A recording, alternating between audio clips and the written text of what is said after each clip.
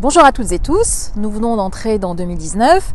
Aussi, je souhaite que cette nouvelle année vous voie en bonne santé, qu'elle soit source de nombreuses satisfactions pour vous-même et vos proches et qu'elle vous apporte ces petits et grands bonheurs qui rendent la vie si belle. Sur le plan politique, cette année s'ouvre avec la poursuite du mouvement des Gilets jaunes.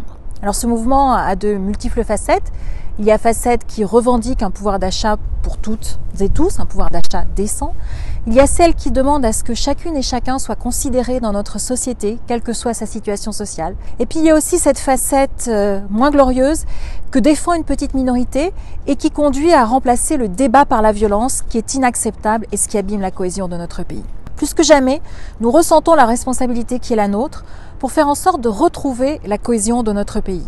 Nous sommes dans l'opposition à la majorité du président de la République. Depuis 18 mois, nous avons dénoncé sa politique qui a été le détonateur de cette crise. Nous avons par exemple été les premiers à dénoncer, à alerter sur l'impact de la hausse délirante des taxes énergétiques. Bien sûr, sans être entendus, en tout cas en temps utile. Mais dénoncer ne suffit pas, il faut proposer. Et c'est ce que nous faisons en mettant sur la table des propositions très concrètes depuis 18 mois. Je voudrais vous en citer deux. Le référendum d'initiative partagée qui vise à demander que l'ISF soit rétabli.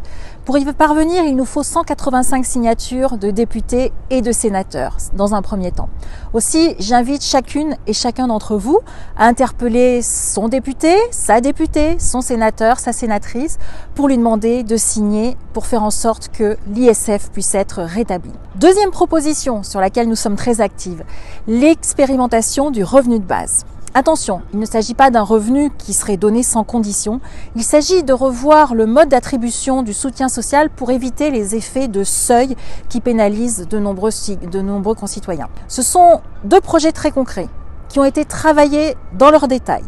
Aussi, à l'occasion du grand débat voulu par le président de la République, nous poursuivrons notre démarche de proposition et nous continuerons à batailler pour que le gouvernement nous entende. Que 2019 soit constructive, qu'elle soit constructive avec vous. Belle année 2019 à toutes et tous.